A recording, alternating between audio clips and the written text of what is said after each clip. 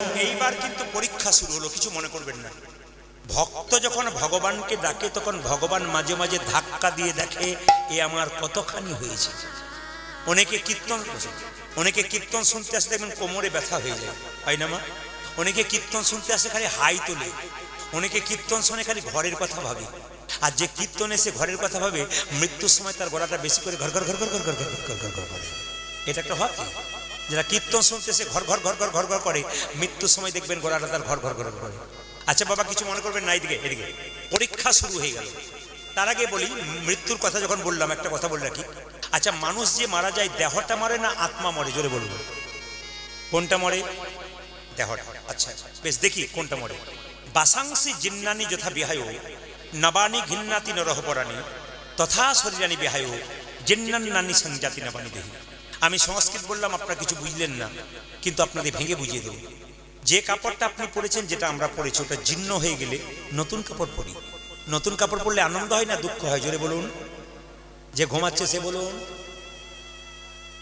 ঘুমানোর উপায় না, এক আধজন ঘুমাচ্ছে। আপনারা আমার দিকে তাকাচ্ছেন, কিন্তু আমি যখন মৃত্যুর সময় কি হয় আমি তো দেখতে পাচ্ছি। মানে আপনাদের পাড়াগ্রাম তো সকাল সকাল শোয়ার অভ্যাস আছে আর কি, তারপর ঠান্ডার দিন হয়েছে, তবে আদান দান আপনারা যারা এঁটে সেটে বসছেন তাতে আমি একটা সিদ্ধান্ত নিয়ে ফেলেছি এই আশ্রমে। কি জানেন, আজ আমি 3টে পর্যন্ত কীর্তন করবো, রাজি আছেন? এখন হ্যাঁ হ্যাঁ বলছেন, 3টে মানে ভোর 3টে বলিনি, 3 ঘন্টার কথা বলছি। ভাই খাবার কোনো খায় না। সবাই তাকাবেন যে যেখানে বসেছেন। আচ্ছা বলুন, দেহটা মারা যায় না আত্মা মারা যায়? দেহটা মারা যায়। এইদিকে বলছে দেহটা মারা যায়। একটা দেখুন, যারা বইপত্র পড়েন এখানে তাদের বলবো, একটা বইয়ের নাম বলে দিচ্ছি, জগত আমি ডক্টর পঞ্চানন ভট্টাচার্য। তাতে পরিষ্কার করে লেখা আছে, মানুষ মরে গেলে মৃত্যুর পরে মানুষ কোথায় যায়? প্রদীপ পাল মারা যাবে, মৃত্যুর পর কোথায় যাবে? আপনি মারা যাবেন, আপনার মৃত্যুর পর কোথায় যাবেন আপনি? এইদিকে মা মারা যায়, ছেলে কি লেখে? মা স্বর্গ লাভ করেছেন গো, কিন্তু মা কি সত্যি স্বর্গ লাভ করেছে? ছেলে কি কোনদিন চায় যে মা নরকে যাক? লেখে মাত্র কাগজে, কিন্তু মা যে কোথা যায় ও বিচার কিন্তু ওইখানে হয়, এইখানে আমি আপনি করলে হবে না। এই দিয়ে থাকবেন, মানুষ কুলে জন্মগ্রহণ করে যে যেমন কর্ম করবে তার সেরকম জন্ম হবে। মানুষ কুলে জন্ম নিয়ে কেউ যদি পশুর মতো কর্ম করে পরের জন্মে তার পশু কুলে জন্ম হবে। মানুষ করে জন্ম নিয়ে কেউ যদি মানুষের মতো কর্ম করে পরের জন্মে মানুষ হবে। আর মানুষ করে জন্ম নিয়ে কেউ যদি মহাপুরুষের মতো কর্ম করে তার দ্বিতীয় জন্ম হয় না, তার গোবিন্দ চরণ প্রাপ্ত হয়। কেন? যে ধানকে সিদ্ধ করে মাটিতে ছড়ানো হয় তার যেমন দ্বিতীয় গাছ হয় না, যে দেহ হরিনামে সিদ্ধ হয়ে যায় তার দ্বিতীয় জন্ম হয় না, তার গোবিন্দের চরণে প্রাপ্ত। এই যে আপনারা আজকে নিতাই গৌর আশ্রমে এসেছেন, হরে কৃষ্ণ, আজকে আপনারা নিতাই গৌর আশ্রমে এসেছেন, আপনারা হরিনাম শুনে দেহটাকে সিদ্ধ করছেন, গোবিন্দ চরণ নিজেকে দিতেছেন। আর যতই কষ্ট হোক, কষ্ট করে কীর্তন শুনলে একদিন কৃপা পাবেন আপনি। ভগবানের মন্দিরে বারবার চাইতে নাই, যে চাই সে অল্প পায়, যে পায় চাই না সে এমন পায় ভাবতেই পারে না। আজকে মন্দিরে এসছেন, চুপচাপ দেহটাকে দিয়েছেন, একদিন এমন বড় বিপদ আসবে, হঠাৎ করে আপনি বেঁচে যাবেন, আপনি ভাবতে পারেন না কেন বাঁচলেন, আজকের জন্য বাঁচলেন। ভগবান বলল তুই আমার জন্য কি করেছিস, আমি তোর জন্য করবো। যে যথামাং প্রপদ্যন্তি তাং স্থাতাই পহজন্মহম। ভগবান বললেন যে আমাকে যেমন ভাবে ভালোবাসে আমি তাকে তেমন ভাবে ভালোবাসি। আপনি ভগবানের জন্য কিছুই করবেন না আর বিপদকালে ভগবানকে ডাকবেন, তা বললে তো হবে না। আপনি ভগবানের নাম শুনছেন, একদিন ভগবানের কৃপা আপনি পেয়ে যাবেন, এ স্বাভাবিক কথা। ব্যাংকে টাকা জমা দিলে 10 বছর পরে যেমন ডবল হয়, আপনি আজকে যে দেহটাকে জমা দিলেন, হরিনাম শুনলেন, ওটা কিন্তু কিছুদিন পরে দেখবেন ওটা ডবল হয়ে আপনার কাছে ফেরত আসছে। এ নিয়ম। ডক্টর পঞ্চানন ভট্টাচার্য বলছে মানুষ মরে গেলে তাকে দেখলেই বুঝবেন উনি স্বর্গে গেলেন নরকে গেলেন। আপনাদের এরপর চণ্ডীপুরে বা এলাকাতে কেউ যদি মারা যায়, যখন দেখতে যাবেন তাকে দেখেই বুঝে নেবেন স্বর্গে গেলেন না নরকে গেলেন। কি দেখে বুঝবেন? যখন কেউ মারা যাবে তাকে দেখে যখন দেখবেন ভয়ঙ্কর রূপ, মুখ চোখ একবারে ফুলে গেছে, কেমন ভয়ঙ্কর হয়ে গেছে, আপনারা বলেন না বাবারে আর যাবো না দিদি, দেখতে গিয়েছিলাম 3 দিন ঘুম হয় নাই, ভয়ঙ্কর মুখ, উনি নরকে যাচ্ছেন। রিসার্চ করছেন ডক্টর পঞ্চানন ভট্টাচার্য, তিনি বললেন মৃত্যুর সময় কারো মুখ যদি বিকৃত বিভৎস হয়ে যায় উনি নরকে যাচ্ছেন। আর মৃত্যুর সময় যখন অনেকে মনে হয় মারা যায়নি গো, যেন মনে হচ্ছে ঘুমাচ্ছে, জানবেন উনি স্বর্গে যাচ্ছেন। কর্ম ভালো করুন, মৃত্যুর সময় মনে হবে আপনি ঘুমাচ্ছেন। কর্ম খারাপ করুন, মৃত্যুর সময় মনে হবে আপনার বিভৎস মুখ হয়ে গেছে। আর একটা জিনিস দেখলে আপনি স্বর্গে যাবেন নরকে যাবেন বোঝা যায়। চণ্ডীগড় থেকে যখন আপনি মারা গেলেন, আপনাকে বলো হরি হরি বল বলে শ্মশান ঘাটে নিয়ে যাচ্ছে, তখন যদি লোকে বলে আহ মানুষটা খুব ভালো ছিল গো, খুব কৃষ্ণ ভক্ত ছিল, খুব সমাজসেবী ছিল, খুব ভালো মানুষ, জানবেন ইনি যাচ্ছেন স্বর্গে। কেন? দশচক্রে ভগবান। আর যদি আপনার মৃত্যুর পর বলে বেটা ভালো হয়েছে মরেছে, দুষ্ট লোক ছিল খুব, খুব ভালো হয়েছে মরেছে, জানবেন ইনি যাচ্ছেন নরকে। না না, সত্য কথা। ভাগবত কি বললো দেখুন, যারা ভাগবত পড়াশোনা করেন তাদের বলে রাখি যে ভাগবত কি বললো, সবাই তাকাবেন, ভাগবত কি বললো? ভাগবত বলছে আমাদের মৃত্যুর সময় 9টা দরজা দিয়ে প্রাণ বেরোয়। শরীরে 9টা দরজা আছে, ওপরে 7টা, নিচের দিকে 2টো। গুনে নিন, 2টো চোখ, 2টো কান, 2টো নাকের ছিদ্র, 1টা মুখের ছিদ্র, নিচের দিকে 2টো, একটা পায়ু, একটা উপস্থ, পায়খানা প্রস্রাবদ্বার। যদি নিচের দিকে কারো প্রাণ যায় উনি যাচ্ছেন নরকে, ভাগবত বলছে। আজ এই 7টা দরজা দিয়ে আপনার প্রাণ বেরোয়, তাহলে আপনি জানবেন আপনি স্বর্গে যাচ্ছেন। কি করে বুঝবেন? আপনার এই দরজা দিয়ে প্রাণ গেল। কেউ দেখবেন হাঁ করে মরে, তার মুখ দিয়ে প্রাণ গেল। কেউ দেখবেন তাকিয়ে তাকিয়ে মরে, তার চোখ দিয়ে প্রাণ গেল। কারো কানটা দেখবেন মোটা হয়ে গেছে, খসখস করছে, ওইদিকে প্রাণ গেছে। কারণ নাকের ফুটো মোটা হয়ে গেছে, খসখস করছে, ওইদিকে প্রাণ গেছে, আপনি স্বর্গে গেলেন।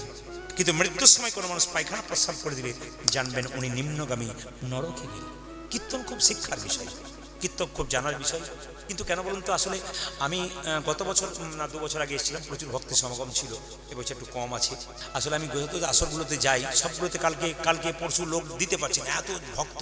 আসলে ভক্ত যখন বেশি থাকে না, প্রেম কিন্তু জেগে যায়। কেন বলুন তো? আর ভক্ত কম থাকলে একজন যদি চটি গোটায় তখন আমার মনটা মনে এরপরে আবার আরেকজন যাবে না কি রে, মানে একটা গাছে পোকা লাগলে পাশের গাছটাও পোকা লাগা লাগা হয় আর কি। একজন যখন উঠে না তখন এই যখন ফাঁকা করলো তখন আমার কি আছে, চল এই ভয়ে কিন্তু বলতে পারি না। যদি বলার সুযোগ দেন তাহলে বলে আজকে প্রাণ ভরিয়ে তারপর যাও। হ্যাঁ, এই দিকে তাকাবেন যে যেখানে বসে আছেন। আচ্ছা মায়েরা, তাহলে আমি 9টা দরজার কথা বললাম, এইবার যাই। সুদামা কৃষ্ণকে পেয়ে বলল, কৃষ্ণ সেই ছোটবেলায় তোর আর আমার দেখা। কৃষ্ণ তখন চালাকি করে বলে এই সুযোগ পেয়েছি। এই তুই আমায় কেমন ভালোবাসিস সুদামা? পৃথিবীর সবচাইতে বেশি ভালোবাসি। আমার মাথায় হাত দিয়ে কথা দিয়ে আমি যা বলবো তাই তুই। হ্যাঁ রে, হ্যাঁ আমি তোর মাথায় হাত দিয়ে কথা দিলাম, তুই যা বলবি আমি। বলতে কি থেমে গেলি কেন? বল বল বল। আরে বলছি তো, তুই যা বলবি আমি তাই করব। সুদামা আমার মাথায় হাত দিয়ে কথা দিয়ে প্রতিজ্ঞা কর, আমি যা বলবো তুই তাই করবি। হ্যাঁ আমি তাই করব। সুদামা বলে উঠলো, তোর জন্য আমি প্রাণ দিতে বাধ্য। সুদামাকে কৃষ্ণ পরীক্ষা করছে। সুদামা তবে এক কাজ কর, তুই আমার জন্য চুরি করতে পারবি? চুকার। কিসের চুরি?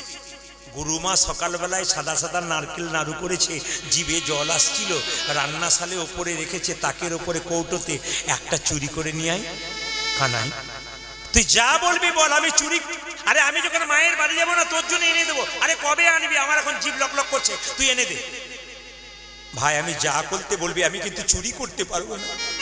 তুই যে কিছুক্ষণ আগে আমার মাথায় হাত দিয়ে বললি তুই আমার জন্য প্রাণ দিতে বাধ্য, তুই চুরি করতে পারবি না? এইটা কেন? মানে গুরুমার কাছে ধরা পড়ে যাবো। আরে বাবা, গুরুমা তো এখন স্নান করতে গেছে, আর গুরু বাবা তো পুজো করছে, আমি তো দেখছি বলেই তো বললাম, তো ধরা পড়ার কোনো ভয় নেই। আর তাছাড়া আমি একটা কথা দিলাম, আমি যেখানে পাহারাদার থাকবো সেখানে চুরি ধরা পড়বার কোনো ভয় থাকবে না। আজকে যারা সংসার ত্যাগ করে এখানে কীর্তন শুনতে এসছেন মায়েরা, আজকে ভগবান যার বাড়িতে পাহারাদার আছে, যার নাম শুনতে এসছেন, তার বাড়িতে কখনো কোনো ক্ষতি হয়? আর যদি ক্ষতি হয়েও থাকে সেই ক্ষতির চাইতে ডবল পেয়ে যাবেন যদি আপনার ক্ষতি হয়। ভগবান যে আপনার বাড়ি পাহারা দেয়, আপনি বাড়ির জন্য কি চিন্তা করছেন? হ্যাঁ আপনি কি চিন্তা করছেন? তিনি চিন্তামণি চিন্তা করে বসে আছেন। এই বাড়ির কথা যেমন চিন্তা করছে, ওই বাড়ির কথা সেরকম চিন্তা করছে। এনে দে, আমি পাহারাদার দিলাম, যা তুই যা। সুদামা এক পাক পা করে যাচ্ছে, একটা নাড়ু চুরি করছে, কাঁপছে হাতটা। কানাই এই দেখ একটা এনেছি, আমার গুরুমা চলে আসবে। বললাম তো আমি আছি, তোর চিন্তা নেই। আরেকটা নিয়ে আয়। আরেকটা? হ্যাঁ আরেকটা নিয়ে আয়। একটা নিয়ে এসছে, আরেকটা নিয়ে আয়। 5 বার যখন চুরি করেছে তখন গুরুমা চলে এসেছে স্নান করে। আর কৃষ্ণ বলে উঠলো, গুরুমা দেখো কে চুরি করছে, দেখো দেখো দেখো।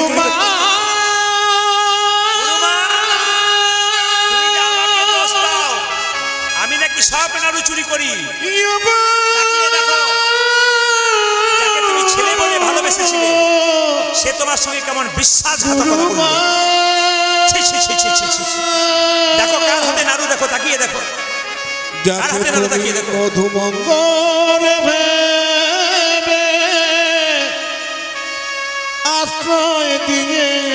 দেখো কে চুরি করেছে।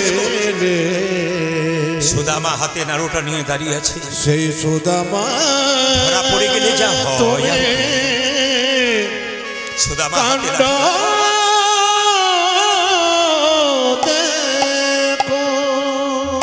গুরুমা বলল মধু, আরে সুদামা, তোকে যেদিন গুরু বাবা ঘরে ঢুকতে দিচ্ছিল না, আমি জোর করে ঢোকালাম আমার মধুমঙ্গল ভেবে, আর তুই নাড়ু চুরি করেছিস। দূর হয়ে যা, তুই বেরিয়ে যা বাড়ি থেকে। সুদামার চোখ থেকে গড় গড় করে জল পড়ছে। কৃষ্ণ মনে মনে বলছে, সুদামা কানা, এই তোর ভালোবাসা, যাকে তুই ভালোবাসিস তাকে এত কষ্ট দিস কেন? এই কি তোমার লীলা প্রভু, এই কি তোমার লীলা, এই কি তোমার লীলা প্রভু, এই কি তোমার লীলা, এই কি তোমার লীলা প্রভু, এই কি তোমার লীলা, अरे ये की তোমার লীলা, ये की তোমার খেলা, যে জন কাঁদে কাঁদাও তারে, এই কি তোমার খেলা।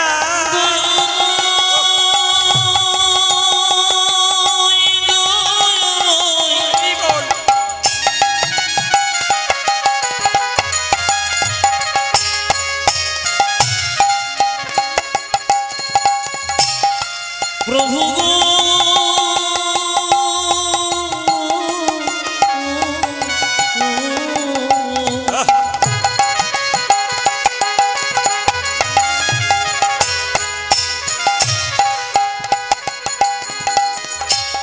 এই কি তোমার লীলা, এই এই কি তোমার লীলা, প্রভু, এই কি তোমার লীলা, ये की তোমার লীলা দয়াল, ये की তোমার খেলা, কেন কাঁদাও কৃষ্ণ তুমি, এই কি নামের ফল, কেন কাঁদাও কৃষ্ণ তুমি, এই কি নামের ফল, কেন কাঁদাও কৃষ্ণ তুমি, এই কি নামের ফল, আজ কেন কাঁদা কৃষ্ণ তুমি, ये की নামের ফল, যে জন কাঁদে কাঁদাও তারে, ফেলো চোখের জল, যে জন কাঁদে কান্না করে, দাও গো চোখের জল, যে জন কাঁদে কাঁদাও তারে, দাও গো চোখের জল। সংসারে যে জন কাঁদে কাঁদাও তারে, দাও গো চোখের জল। কানাই! গুরুদেব ছুটে এসে বলল, সুদামা আমি জানি তুই চুরি করতে পারিস না, কারো বিশ্বাস হয় না হয়, আমি জানি আমার সুদামা বল তুই কার জন্য চুরি করেছিস। কৃষ্ণ দূর থেকে ইশারা করে বলছে, আমাকে দেখা, এই আমাকে দেখা, আমাকে দেখা, আমাকে দেখা। সুদামা একবারও দেখাচ্ছে না। আরে আমার জন্য বল, বল আমার জন্য চুরি করেছিস না, একবার আরে সুদামা তাকা, বল বল গুরুদেবকে বল আমার জন্য চুরি করেছিস। কিন্তু সুদামা কোনো মধ্যে তাকাচ্ছে না। গুরুদেব বলল, আমার পা ছুঁয়ে বল তুই কার জন্য চুরি করেছিস। সুদামাকে কানে কানে এসে কৃষ্ণ বলছে, বল আমার জন্য। সুদামা বলছে, কানাই তুই যে আর আমিও তো সে, আমি যদি তোর জন্য চুরি করি তাহলে আমার জন্য তো চুরি করেছি, এক আত্মা দুটো দেহ রে, তোকে যে আমি এত ভালোবাসি আমি তোর জন্য চুরি করেছি, আমি তোর জন্য করিনি আমার জন্য করেছি। এই বলে যে না গুরুদেব করলো, গুরুদেব আমি আমার দূর হয়ে যা, তুই বেরিয়ে যা এখান থেকে, আমি তোকে অভিশাপ দিলাম গুরু হয়ে, তোর অভাবে মিটবে না, তুই ভিখারি হবি, তুই ভিখারি হবি, তুই ভিখারি হবি। অভিশাপ কিন্তু বৃথায় যায় না বাবা। সুদামা বাড়ি ফিরে এলো, কৃষ্ণ বলরাম গুরু গৃহে রয়ে গেল। সবাই তাকায়, সুদামার বিয়ে হয়ে গেল গরিবের মেয়ে বসুন্ধরার সঙ্গে।